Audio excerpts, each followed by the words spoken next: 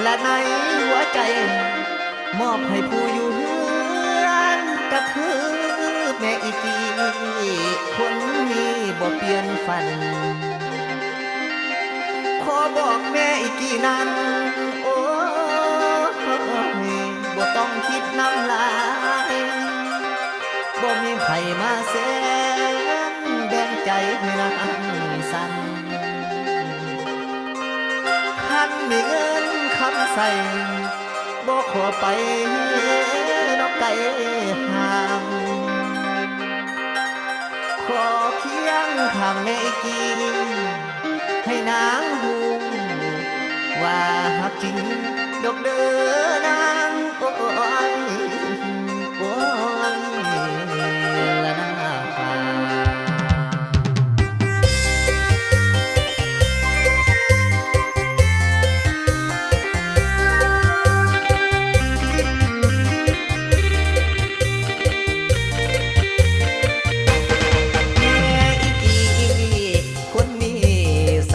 ใจอาย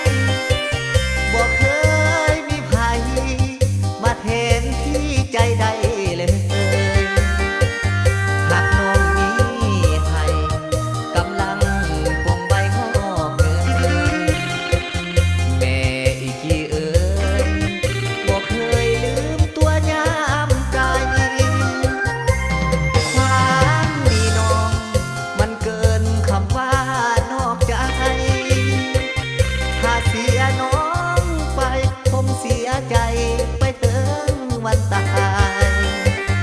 มาถึงวันนี้ย้อนแม่อีกี้เข้าใจถ้าเสียน้องไปความจนต้องมาครอบครองหวังเพียงน้องมาสองใจเป็นอื่นยืนบนความหักแท้แค่เจ้าผู้เดียวบ่กดเลี้ยวแปรเปลี่ยนฝันไฟ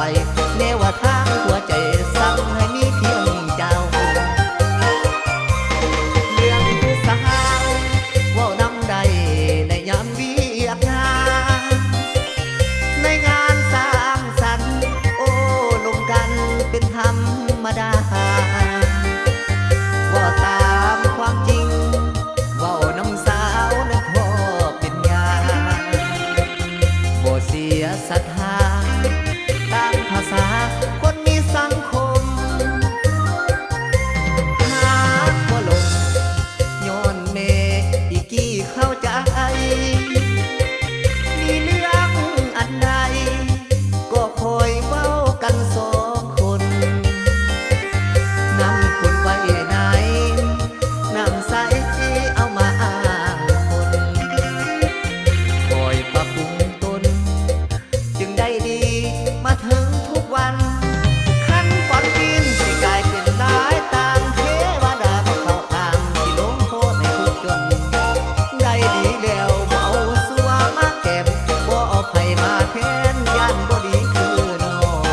หมายความสั่งเสียงนางจนเขาแก่ให้คนหูว่าหักแท้มันแน่อยู่ที่ใจ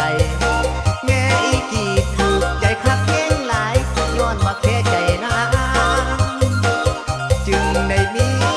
เนาะบ้านนี้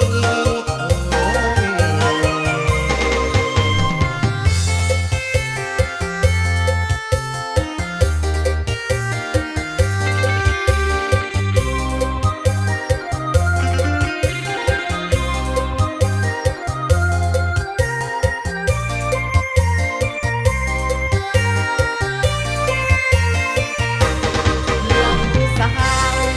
ว่านำใดในยามเวียกงานในงานสร้างสรรค์โอ้ลงกันเป็นธรรมดาว่าตามความจริงว่านำสาวนั้นพอเป็นยาบ่เสียศรัทธา